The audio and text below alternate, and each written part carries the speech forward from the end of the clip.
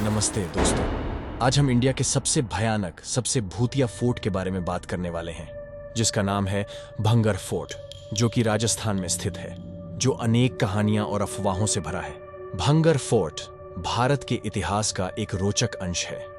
इसका निर्माण राजा माधव सिंह द्वारा 17वीं सेंचुरी में किया गया था। किले की महिमा और उसकी शक्ति को लेकर कई कहानियां जुड़ी हैं और कई अफवाहें हैं। कुछ लोग कहते हैं कि यहाँ भूत प्रेत का साया है, रात को यहाँ आना जाना मना है। क्या ये सिर्फ अफवाह है या इसमें कुछ सच्चाई है? आइए जानते हैं इस वीडियो में। तो यह बात बिल्कुल सही है कि रात को यहाँ सच में किसी को आना जाना मना है। यहाँ के लोग कहते हैं कि यहाँ भूत प्रेत की आवाजें आती हैं और जो भी यहाँ रात के समय गया है वह सुबह तक वापस नहीं आता। इस कहानी में कुछ हिस्से हैं जो आज तक राज बने हुए हैं और कुछ लोग इसे सिर्फ अफवाहें मानते हैं। वैसी ही एक कहानी रानी रत्नावती की है। रानी रत्नावती, जो राजा विक्रम सिंह की बेटी थी, वह बहुत ही खूबसूरत थी। उसको उसकी अद्भुत खूबसूरती के लिए मशहूर किया जाता है। उसका चेहरा बहुत ही चमकदार था, जिसके साथ उसकी हसीन मुस्कुराहट लोगों को मोहित करती थी। रत्नावती की खूबसूरती के चर्चे उसके राज्य के बाहर भी फैले हुए थे। यहाँ के लोग कहते हैं कि उसकी आंखों में एक अलग ही चमक थी, जो लोगों को अपनी ओर आकर्षित करती थी। इस गांव में एक सिंघिया नाम का एक अघोरी तांत्रिक रहता था, जो श्मशान घाट में ही रहता था। तांत्रिक की नजर हमेशा से रत्नावती पर रहती थी। रानी रत्नावती को पाने की हर एक कोशिश सिंघिया ने की थी। आखिरी कोशिश थी कि अपने तांत्रिक शक्तियों से रानी रत्नावती को हासिल करना था। सिंधिया के किस्से भांगड़ा फोर्ट के लोगों के बीच आज भी घूमते हैं। कुछ लोग उसको शैतानी शक्तियों का प्रतीक मानते हैं। उसके बारे में अलग अलग उपाय हैं और कुछ कहानी है उसकी शैतानी शक्ति की। कहानी आज भी भांगड़ा फोर्ट में सुनाई जाती है।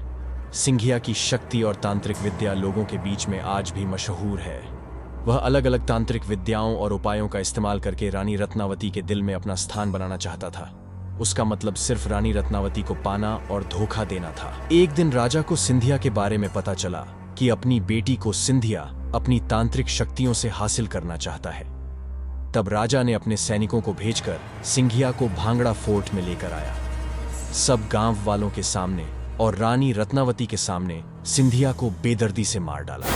सिंधिया की मौत इतनी भयंकर थी कि वह मरते मरते राजा और गांव वालों को श्राप देकर चला गया। इस श्राप के प्रभाव से भांगड़ा के गांव में एक भूतिया और भयानक माहौल बन गया। कहानियों के अनुसार सिंधिया का श्राप गांव वासियों पर बहुत ही भयंकर तरीके से पड़ा, जिसके कारण गांव में भूत प्रेत की आवाजें सुनाई देती हैं। कुछ लोगों को भूत प्रेत दिखने लगते हैं और लोगों में डर का माहौल, खतरे का माहौल महसूस होता है। कुछ लोगों का यह भी कहना है कि सिंधिया की आत्मा आज भी वह किले में है। लोग कहते हैं कि सिंधिया का श्राप भांगड़ा के गांव पर एक प्रखर आहट डालता है। इसके अलावा कई कहानियां यह भी हैं कि भांगड़ा फोर्ट और उसके आसपास के रहने वालों में अजीब गरीब घटनाएं होती हैं, जिन्हें लोग सुपरनैचुरल शक्तियां कहते हैं। इस प्रकार कुछ कहानियों के अनुसार सिंधिया की मौत के बाद भांगड़ा का माहौल और भी अधिक भूतिया और रहस्यमय बन गया।